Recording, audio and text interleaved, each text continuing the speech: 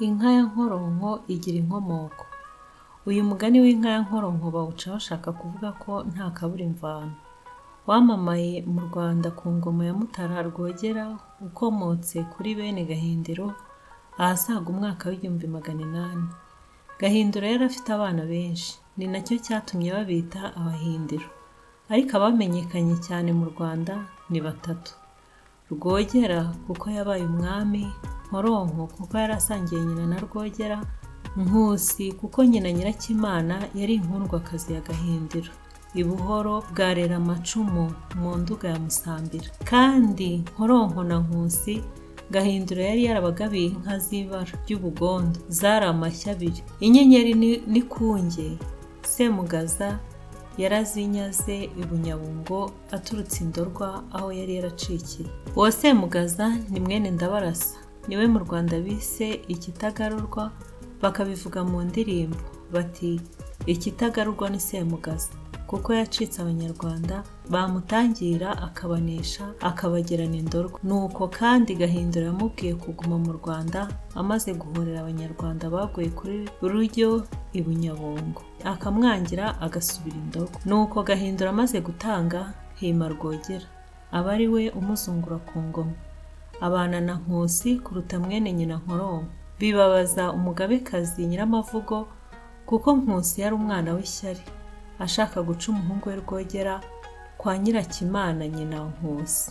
Rwogera ariko aranga aramunanira. Nyiramavugo biramurakaza cyane bituma aca Nkusi amucira ibumbaho mu Mutara.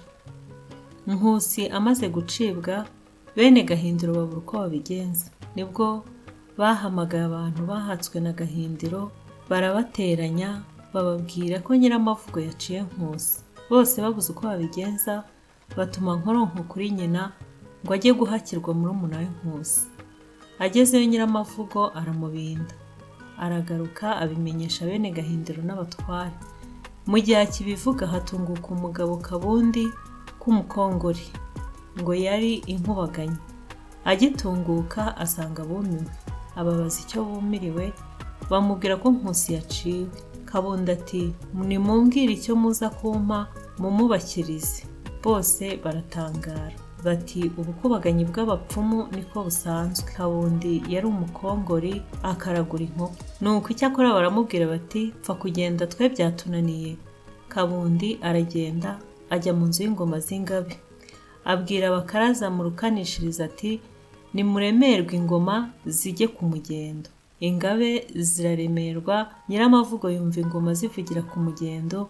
Igihe akibaza ikibaye abona Kabundi aradutse ati mwese nimusohoke dukurikire bene Gahindiro Nyiramavugo yaciye. Nyiramavugo abaza Kabundi ati ese bagiye he? Kabundi ati bagiye aho wabaciriye, bajyanye na murumuna wabo Nkusi.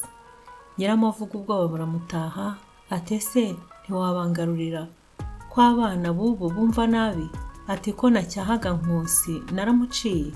Kabundi yumvise ayo magambo y'umugabekazi aragaruka amenyesha bene Gahindiro ko yagize ubwoba, abatekerereza uko yamubwiye. Ati none nimunsubizeyo mubwire ko nabahagaritse. Ati kandi naza kubaza aho mwajyaga mumubwire ko mwari mugiye aho indushyi zijya. Asubirayo abwira Nyiramavugo ko yabahagaritse ati ngiye kubazana mwibonanire. Asubirayo barazana. Bagitunguka Nyiramavugo ababaza aho bajyaga. Rwogera aramusubiza ati twajyaga aho waduciriye, tugiye mu mahanga nawe usigare mu Rwanda rwawe. Nyiramavugo ati abana b'ubu muri abasazi, nacyahaga umwana wanjye namwe murishegesha. Nuko Nkusi aragaruka akikijwe na Kabundi. Nibwo bene Gahindiro babwiye Nkusi bati nugera aho Nyiramavugo ari ujye wirahira Nkoronko. Biba bityo yageraho Nyiramavugo ari ati Nkoronko yampaye inka.